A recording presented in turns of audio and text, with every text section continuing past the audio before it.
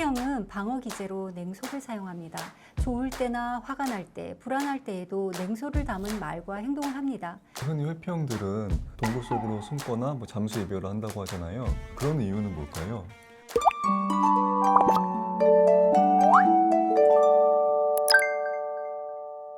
안녕하세요. 상담심리사 서규범입니다. 상담심리 전문가 김수정입니다. 오늘은 연애를 하는 많은 분들이 고민하는 내용이죠. 회피형 연인과 싸우지 않고 잘 지내는 법에 대해 알아보겠습니다. 요즘 많은 분들이 자신과 연인의 애착 유형에 대해 관심을 갖고 어떻게 해야 좋은 관계를 유지할 수 있는지 궁금해 하시는데요. 내 연인이 회피형이라서 힘들다 하는 분들에게 도움이 되셨으면 좋겠습니다. 먼저 흔히들 내가 회피형이다, 불안형이다 이렇게 나누는 기준이 애착 유형과 관련이 있는데요. 이게 좀 어떤 개념일까요? 애착이란 어린 시절 주 양육자와 형성하는 정서적 유대 관계를 의미해요. 이 관계는 우리가 성장하면서 다른 사람들과 어떻게 관계를 맺는지에 큰 영향을 미쳐요. 그러면 애착 유형은 좀 어떤 기준으로 나눠질까요? 여러 이론이 있지만 간단히 말씀드리자면 자신과 타인에 대해서 어떤 인식과 태도를 가지느냐에 따라서 크게 네 가지로 나눌 수 있습니다. 자신과 타인 모두에게 긍정적인 사람이 안정적 애착 유형인데요. 이런 분들은 자존감도 높고 타인에 대한 믿음도 커서 연인과의 관계에서 갈등이 생겨도 무난하게 해결하는 힘이 있어요. 그렇다면 불안정 애착 유형은 나 또는 타인에게 긍정적이지 않고 신뢰감도 없는 경우인가요? 나와 타인에게 부정적인 태도를 가지고 있으면 불안정 애착으로 분류를 하는데요. 다시 세 가지로 나눌 수 있습니다. 첫째, 타인에게는 긍정적이지만 자신에게는 부정적인 불안형 애착. 둘째, 자신에게는 긍정적이지만 타인에게는 부정적인 회피형 애착. 셋째, 자신이나 타인 모두에게 부정적인 혼란형 애착입니다. 회피형 애착이 자신에게는 긍정적이지만 타인에겐 부정적이라고 하셨는데요. 어떤 경험을 통해 회피형 애착 유형으로 성장하게 될까요? 여러 가설들이 있지만 어린 시절 양육 환경과 관련이 깊습니다. 대표적으로 세 가지 원인을 꼽을 수 있는데요. 첫 번째로는 정서적으로 냉담한 환경이에요. 부모가 아이의 감정적 요구에 대해 무관심하거나 차갑게 반응하는 경우이죠. 이럴 때 아이는 무의식적으로 누구에게도 기대면 안 돼. 사람들은 결국 날 실망시킬 거야. 사람들은 나를 진정으로 이해하지 못해. 그래서 차라리 혼자인 게 나아 라고 생각하는 거죠. 타인에게 의존하기보다는 스스로를 보호하는 방식을 선택하게 되는 거예요. 두 번째는 감정이 억압된 환경인데요. 아이의 감정을 억누르거나 무시하는 환경에서 자랄 때 아이는 자기 보호를 위해 무감각해집니다. 자신의 감정을 숨기는 거죠. 아무것도 느끼지 않으면 상처받을 일이 없을 거야. 감정이 없는 게 더 나아. 그럼 슬프거나 고통스러울 일이 없어 라고요. 그러면서 성인이 되어서도 자신의 마음을 자연스럽게 드러내고 표현하는 것이 어렵게 되는 거예요. 세 번째는 지나치게 독립성을 강요하는 환경입니다. 아이가 도움을 필요로 할 때마다 너 혼자 알아서 해 혹은 스스로 해결해 라는 식의 요구를 들으면 아이는 점차 타인에게 요청하지 않고 혼자 문제를 해결하는 습관을 갖게 돼요. 도움이나 위로는 필요 없어. 어차피 누구도 나를 도와주지 않을 거야 라는 생각을 갖게 되는 거예요. 사실 회피형이 독립심이 강하고 문제 해결 능력도 좋기 때문에 상당히 매력적으로 느껴지기도 하는데요. 그러다 어느 순간 점점 힘이 들고 또 지쳐가는 지점도 있는 것 같아요. 회피형이 연애를 할 때는 어떤 특징이 있는 걸까요? 회피형 연인의 특징 네 가지를 말씀드릴게요. 첫째, 상대방과 거리를 두고 속마음을 잘 털어놓지 않습니다. 둘째, 어떤 문제가 발생하면 숨어버리거나 상대방 탓을 합니다. 셋째, 관계에 냉소적인 태도를 취합니다. 넷째, 자기 자신에게 몰두해 있고 실패에 대한 두려움이 큽니다. 상담실을 찾는 많은 내담자들이 자신의 연인이나 배우자가 마음을 잘 털어놓지 않고 거리를 둔다. 그래서 답답하고 외롭다 이런 얘기들을 많이 하시더라고요. 말씀드렸듯이 회피형들은 자신의 감정과 욕구를 수용받은 경험이 별로 없기 때문에 표현에 서투를 수밖에 없어요. 이들의 마음속에는 사랑했기 때문에 상처를 받은 거야. 거리를 두면 괜찮을 거야 라는 믿음이 있어요. 그래서 연인에게도 거리를 두고 의존하지 않으려고 하는 거죠.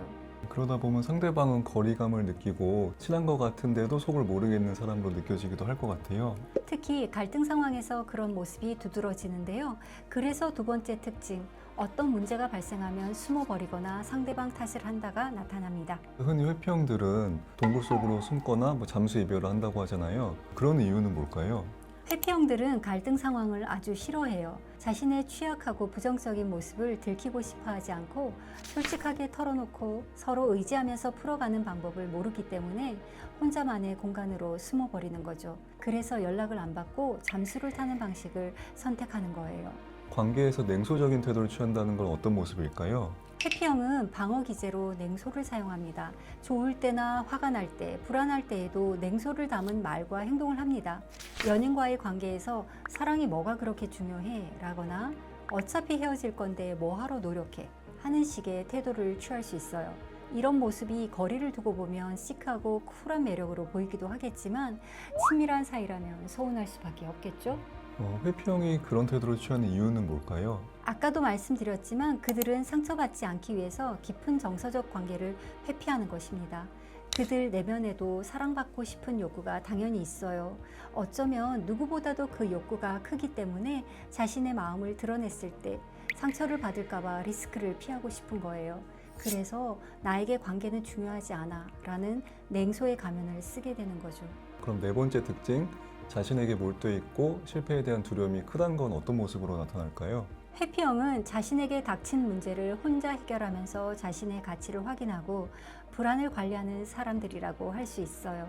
자신의 미래는 스스로 대비해야 한다는 믿음이 강하기 때문에 성취지향적인 목표를 이루는 데 집중을 합니다. 그래서 일중독이 되기도 하고요. 만약 목표를 향하는 과정에서 연인이 너무 많은 감정과 에너지를 요구한다면 아주 큰 불안을 느끼고 그 관계를 포기해버릴 수도 있습니다.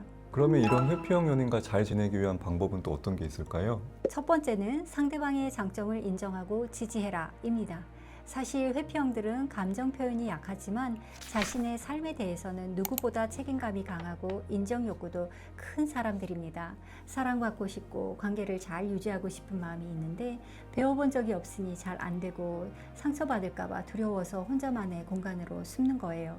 상대방과 관계에서 좋았던 점, 매력을 느꼈던 면에 대해 구체적으로 이야기 나누다 보면 회피형들의 방어가 조금씩 풀리고 부드러워지는 모습을 느낄 수 있을 거예요. 두 번째는 상대방의 스트레스 요인을 이해하라입니다. 우리는 누구나 스트레스를 받는 요인이 다 다른데요.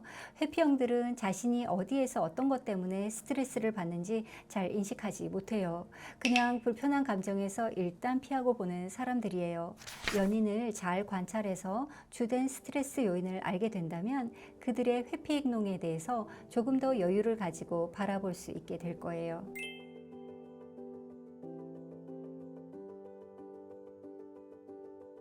회피형 애착과 잘 지내는 방법 세 번째는 몰아세우지 말고 요청사항은 나 전달법으로 전달하라입니다.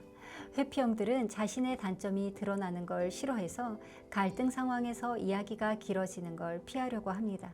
연락 좀 자주 해 라는 단순한 요구조차 자신에 대한 비난이나 통제로 받아들이고 경계태세를 세울 수 있어요. 상대가 자신을 몰아세운다고 느끼면 더 방어적으로 변하죠. 그래서 중요한 요구사항이 있다면 편안한 환경에서 당신 스타일이 아닌 건 알고 있지만 연락이 없으면 난 좀 외로워. 이런 식으로 나의 감정과 요청을 구체적이고 부드럽게 나 전달법으로 표현하는 것이 좋습니다. 그런데 상대방에 대한 불만과 불안이 오랫동안 쌓여 있는 경우에는 편안한 의사소통이 힘들 것도 같은데요. 그럴 땐 어떤 방법이 있을까요? 회피형과 의사소통을 할 때는 나의 상태를 먼저 알아차리는 것이 중요해요. 회피형은 친밀한 관계를 맺는 걸 두려워하기 때문에 연인이라 할지라도 원하는 만큼의 사랑을 주지 못할 가능성이 커요. 회피형들은 안정과 자율성을 보장받을 때 자신이 안전하다고 느껴요. 연인의 이러한 특성을 받아들이지 못하고 매달리거나 집착하게 되면 편안한 대화는커녕 불안과 원망만을 표현할 수 있어요. 그러면 회피형은 그런 모습에 부담을 느끼고 숨고 피하려고 하고 이렇게 해서 회피와 불안이 반복되는 괴로운 패턴이 만들어지는 겁니다. 그럴 때는 어떻게 하면 좋을까요? 둘 중 한 사람이라도 이 고리를 끊을 수 있으면 좋을 것 같은데요. 그래서 회피형과 연애를 하기 위해서는 먼저 스스로의 감정과 욕구를 잘 알아차리고 자신을 잘 돌보는 게 중요합니다. 불만이 너무 쌓이지 않도록 하는 게 필요해요. 내가 나의 결핍을 알고 적절하게 해소하면 상대에 대한 불안과 요구가 줄어들고 정서적으로 좀 편안해질 수 있어요. 그렇게 되면 회피형 연인도 안심하고 관계를 위한 노력을 할 거예요. 스스로에 대한 이해와 돌봄을 통해 편안한 몸과 마음 상태를 유지하는 게 건강한 연애의 첫걸음이네요. 여러분들께도 도움이 되셨기를 바랍니다. 감사합니다. 감사합니다.